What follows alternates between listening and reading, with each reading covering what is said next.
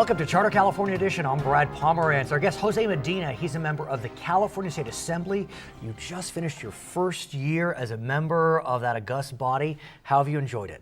Very much. It's been more than I expected, and it's been a great year. I think we've done some great things for the state of California and also for my district right here. I must talk about one of the great things you've done, and I admit I do have a rooting interest for it because I've covered it for quite some time, and that is UCR Medical Center.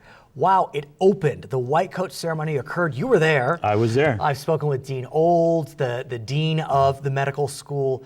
I know that you and Senator Roth fought for this tooth and nail, trying to get state support, which is required by the accrediting committee. How'd you do it? Well, you know, we had the support of the people here. Right. Senator Roth and myself worked very much together. We were able to convince our colleagues in both the Assembly and the Senate that it was something that was needed. But what was interesting is I think that your predecessors were able to convince their colleagues that it was needed, but the person that had not been convinced was the governor, Governor Brown. The money had been in the budget and it had been crossed out in prior years. How did you do it this year? Why was the governor persuaded this year? I mean, other than your genius and your good looks, I'm sure, but be that as it may. Well, you know, we had a lot of discussion. We actually had a lot of discussion with the governor. The chancellor was up there quite a bit, and we were in constant communication, Senator Roth and myself.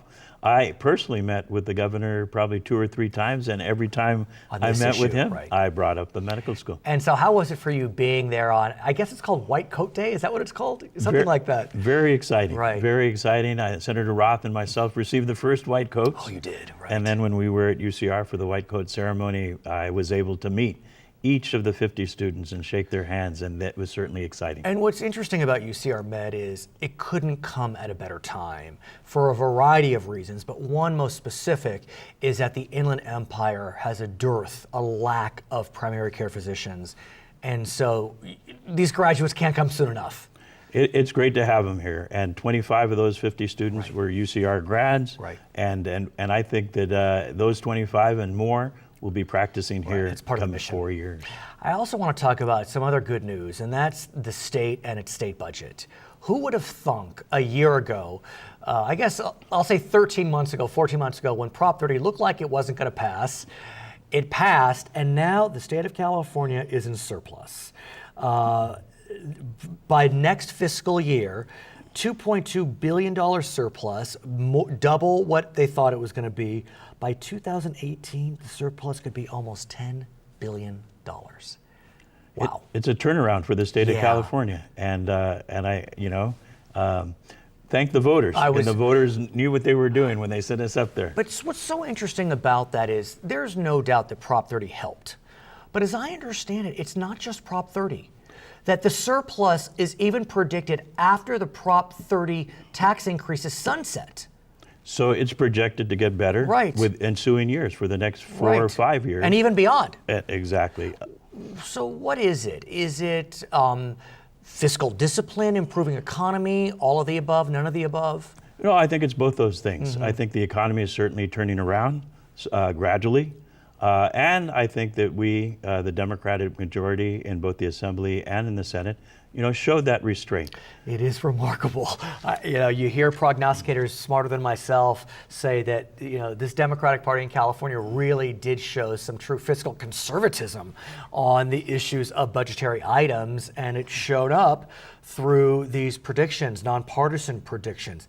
At the same time, sir, one of the reasons why California suffered so dramatically in the last budgetary crisis was there was no rainy day fund. And in some way, we're seeing how important rainy day funds are right now because of the prison crisis. And it may be that we'll need to access the small rainy day fund that was set up last year to help solve the prison crisis.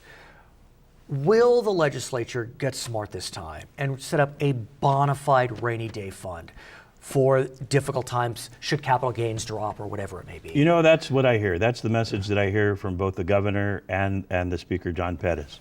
And I think that the legislature showed this past year that it will continue to do that. I know that there is demand for money from many different places. But we realize the importance of putting away money. But that's the challenge is we know that K-12 has all but been restored to pre-recession levels, but so many other programs were not.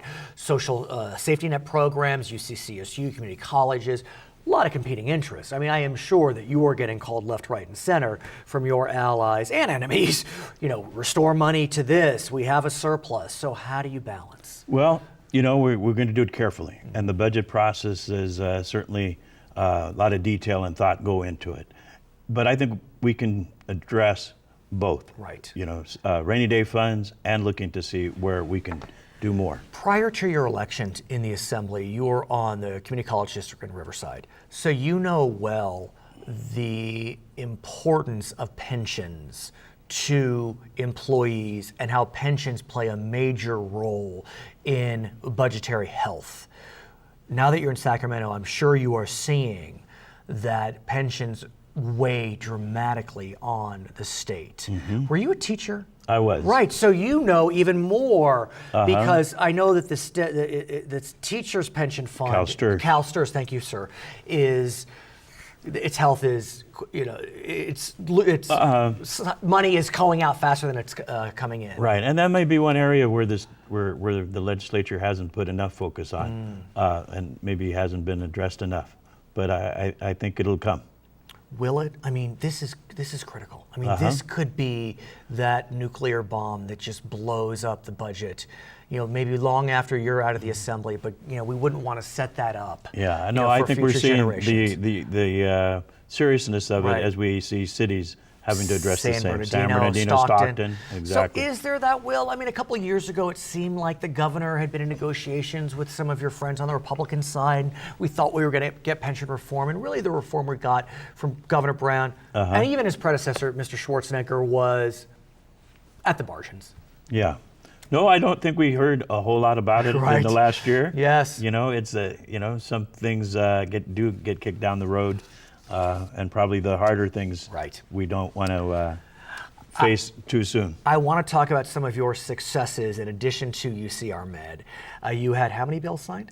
I had, I think, 6 or 7 bills signed. Not bad. And one of them deals with our veterans. Correct. And I know that you've been an advocate for veterans. We think about the Inland Empire, a lot of veterans, beautiful veteran cemetery.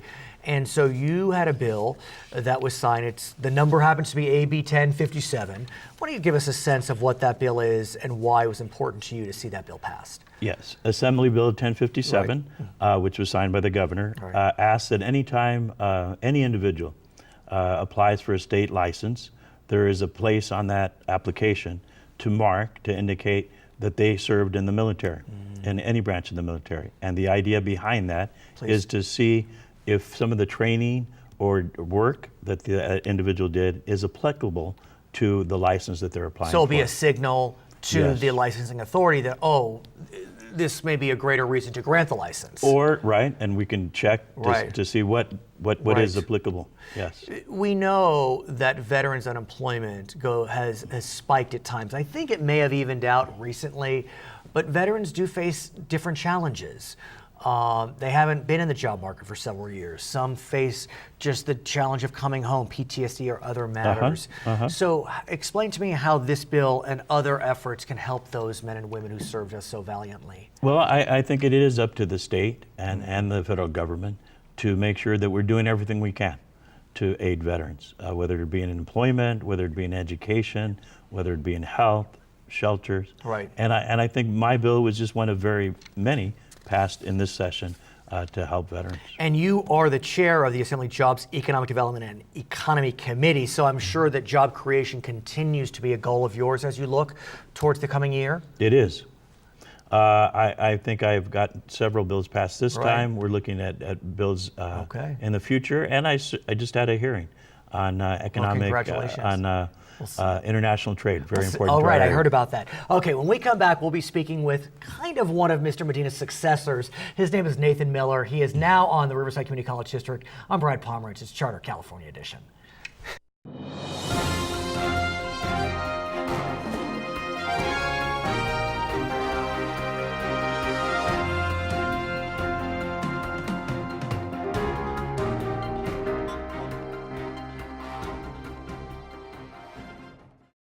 Welcome back to Charter California Edition. I'm Brad Pomerance. He is back. He is Nathan Miller. He is a member of the Riverside Community College District. And congratulations is in order.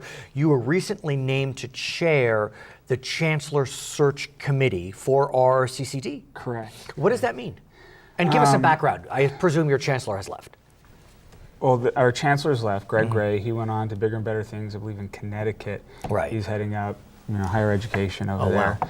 So in the interim, we unanimously raised Cynthia Azari, who was the president of RCC, up to the post of interim chancellor. She's got a huge swath of support from all the stakeholders within the community college, and she's been doing a great job. And let's remind our viewers that the RCCD has 3 colleges. That's correct. It has Riverside, Norco, and Moreno Valley. Okay, so Cynthia Azari, as you mentioned, she was president of one of those 3. Correct. Okay, so she's 3 now separate accredited colleges. Right. Now she's the interim chancellor for the entire community college district. Has she placed her name to become the full-time chancellor? We haven't gotten to that point yet, but that option, all options are on the table, Right. so that possibility remains open. I mean, and let's remember, RCCD, this is one of the premier school districts, community college districts in the state, so it's a plum job. Yeah. And I'm sure that plenty of people would be interested. So do you open a national search, or is that something that you consider as we march forward? Well, obviously, it's open to anyone nationally that wants to be, So anyone that's can interested apply, in applying, anyone right. can apply. But there's a unique situation. We're in California. Right. California is a unique market. Yes, it is. Our regulations, the challenges that community college chancellors would have to face here in California between, Sacramento's rules, national rules, and what they're trying to accomplish here locally, it's unique. So. But RCCD has managed to kind of plow through the challenges that some of your sister districts have not. When you think about what's happening in San Francisco City, they've lost their accreditation. Cuesta College is on the other side of an accreditation crisis. There have been some real challenges, but yet RCCD is faced it. We have a great dedicated faculty. We have outstanding programs. We have a great classified staff, and But why has your district managed to avoid the foibles that other districts of equal stature have faced and faltered? I can't get too much into the weeds Right. with regard to what they've No, I understand. encountered. Right. Politics is at root in a lot of those situations. Folks are they bog down on their ideals. They aren't willing to relent, and Right. Immovable forces. I got it. I want to shift gears, if I may, and talk about an idea that some call revolutionary, although if we look around the state, it's not, or around the country, I should say, it's not that. And that is whether community colleges should be able to grant 4-year degrees. Absolutely. I don't see why not. Well, it's interesting you jump right to that. It's up for debate. 21 states do allow it. Michigan State recently allowed it in some fields. But some feel as if it really kind of changes the mission of the community college system. Now, what is the mission of the community college system? that begs the question. The mission had been, prior to the reforms that passed a couple of years ago, to be the place for lifelong learners. It would provide ceramics and conversational Chinese. But now we know the community college system, pursuant to the reforms that were passed last year, is focused on matriculation to 4-year institutions, providing vocational degrees. And so there is a mission change. We are at the forefront for students that are seeking to change their lives around, that Right. are looking for opportunities, where maybe they haven't seen them before. That's what we're there for. Right. And a lot of students that come through our doors may not have the resources to attend 4-year universities, even if they go through 2 years of community college. And if we have an opportunity and we have the qualified faculty to provide those 4-year Right. degrees, which I would argue we could probably do in nursing programs, 4-year Yes. nursing degrees. And that begs the question. Healthcare obviously is there's a growing demand for qualified professionals, in Especially healthcare. with UCR Med opening up. So what about the notion of maybe looking at specific categories, like Michigan did, for example? Especially in rural areas, there may not be four-year institutions. Right. I wouldn't call Riverside quite rural, but be that as it may. It's nursing, a community automotive. College. Yeah. There's a role to offer four-year degrees through community colleges that suit that community. If there's a demand for certain jobs, I think community colleges, could clearly tailor programs to suit those needs, whereas if a student was to get a four-year degree elsewhere, there's no guarantee that they're going to come back and fill that demand here. Right, and that's keep them local. And that's part of the goal, for example, for ECR Med, is they want to keep these medical students in the Inland Empire because there is a dearth of doctors. Now, this would require some legwork. Legislation would need to be passed. I know that Senator Block in 2011 proposed this. It was ultimately dropped. Accreditation, which some of your sister districts have had to deal with, would need to change. And we have accreditation coming up. I think it's in March. Okay, so look, the entire system, the community college system in California is looking at the question, but do you think that community colleges are ready in California to really take on this challenge? I think we are. I think we can. I think that the entire education system needs to, all options should remain on the table. Clearly Governor Brown is of that mindset. When he mentioned subsidiarity, when he, and we can argue in hindsight whether it's going to be a good or a bad idea with regard to adult education and switching that role over to community colleges. But that's a huge question. All options are on the table. So if we're willing to go there, why aren't we willing to go to this idea that with certain community colleges there may be a benefit for them offering a four-year degree within specified fields? Right. Why not? And like you said, there had been a move earlier in this legislative cycle to shift the responsibility of adult ed dramatically away from K-12 to community colleges. That was ultimately tabled, although I guess there's some study money set aside for it. There's a process going on right now. Obviously, education. The education lobby drives, the budget in Sacramento. So where do they come down on this? I guess they would want to keep it in K-12, the CTA, for example, because it's kind of hard to analyze. No, the education community didn't lose any of the funding that they had when they offered adult education in K through 12 in that domain. None of that money went anywhere. They get to keep it, and now we're exploring this option as to how community colleges could perform the role of providing those same services. Where career technical education I think is seamless, but high school equivalency, things like that. But it is odd if you think about it. Adult ed feels like it should be in community colleges. It's for adults, K-12 is, but without a definite, they're in the minority in terms of their age. So we recently learned, Mr. Miller, that the state is in a surplus, presumably. Anything could change. But as it relates to... We still have debt. Right. And we have debt, we have pension, so we nobody have bonds. mentions the debt. No, your point's well taken. But I guess, bubbles, but I ask you, as a community college trustee, though, how does that impact community colleges? Because look, when Governor Brown, when Prop 30 was passed, Governor Brown made it very clear that he wanted the money to go to K-12.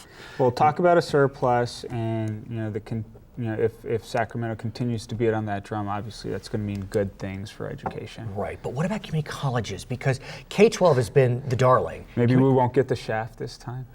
Is that fair to say that you feel as if when Prop 30 passed that community colleges did receive the shaft, that they community colleges are always going to be on the bottom rung when it comes to education. I'm not going to say they're always going to be there, but we have been traditionally, because we don't have as strong enough as lobby as the CSUs, the UCs, K through 12. Right. But it does mean that we have more to look forward to. Okay. There's cause to be hopeful. We'll see. His name is Nathan Miller. He is a member of the Riverside Community College District. My name is Brad Pomerance. This is Charter California Edition.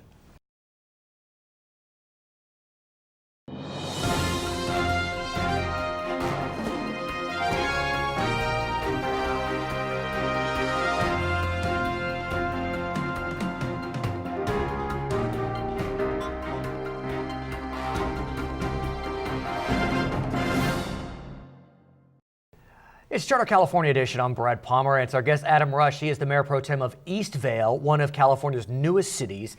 And as we know, most recently there were 4 new cities incorporated in California, all in the Inland Empire, Eastvale, Menifee, Wildomar, and Jurupa Valley. Correct.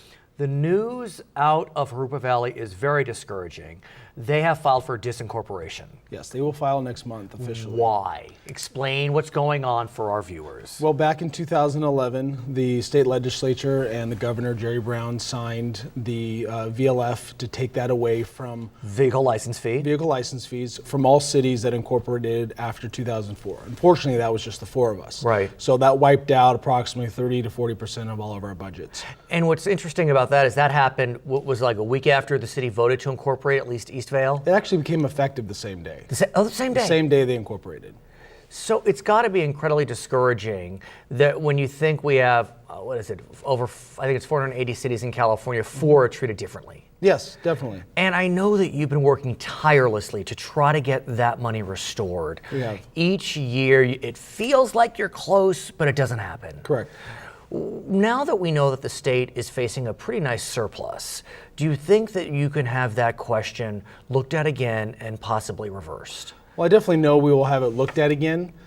It's frustrating in light of a surplus that has recently been reported. It really feels like a slap in the face to all 4 cities. We're talking about $14 million collectively amongst the 4 versus how many billions that they're looking at for a surplus. And so really it feels from our perspective right now that it's just political.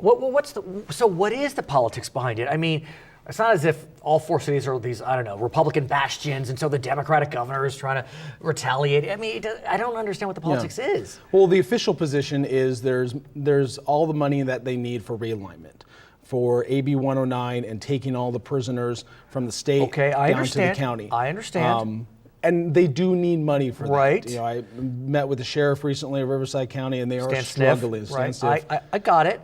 But they really have, I think, the money that they need for that, and we're talking about such a small percentage for our cities. You're in your profession, you're a government urban planner guy, right? Correct, yeah. And so talk to me with that hat on.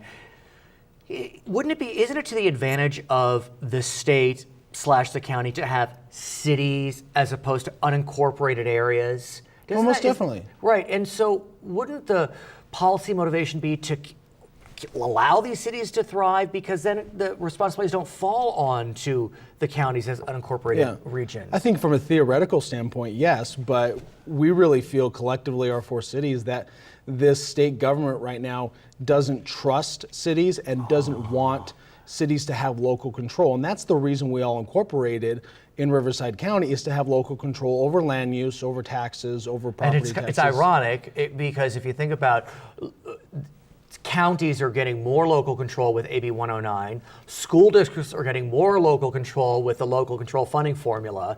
Yet when you look at the question you just described, there seems to be somewhat of a disconnect. There does. And it's undeniable that cities and Sacramento have been at war for a few years with the elimination of redevelopment, with the elimination of enterprise zones. Counties seem to be, the relationship's kind of a love-hate, but cities versus Sacramento, that's been really dicey. And it's even more frustrating where most of your state legislatures come from local jurisdictions, cities and school districts. Who represents Eastvale in the Assembly and the Senate? Is it Jose Medina? No, our Assemblyman is Eric Linder, Republican, and our Senator is Richard Roth. So he's a Democrat, so you would think, he's been very successful getting UCR Medical. We've had bipartisan support. It's really come down to, I think, the internal bureaucracy, the Department of Finance and the governor, just not wanting, for political reasons, for philosophical or personal reasons, or a whole spectrum above, to not want to be helping these 4 cities, unfortunately. For your sake, I hope you're able to resolve the issue. I'm not a partisan on the question, but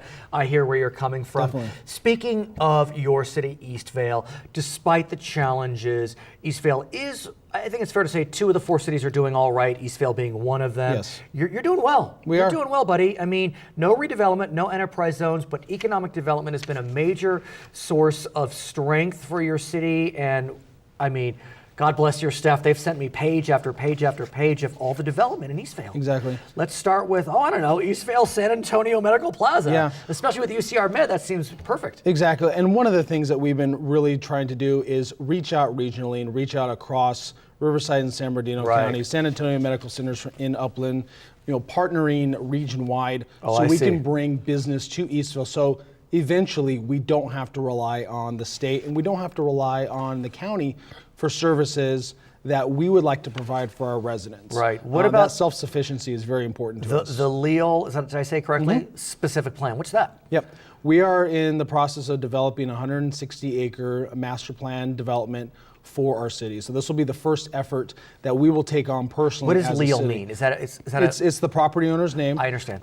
It is the last corner of our major downtown area, and so really we're looking for that to be the Victoria Gardens of Riverside County. Exciting for you. I mean, it's 2013 and so many communities are already built out. That happened in the 50s and 60s, but for Eastvale, you're doing it now. We are. And so that's got to be really heady. And that was one of the reasons we wanted to incorporate it, so we could direct our own future and really become a gem in Riverside County. And then there's the Goodman Commerce Center. Tell us about that. Correct. Looking at about 1,000 jobs regionally. Wow. Pulling from Ontario and Upland and Riverside and San Bernardino counties, manufacturing, industrial.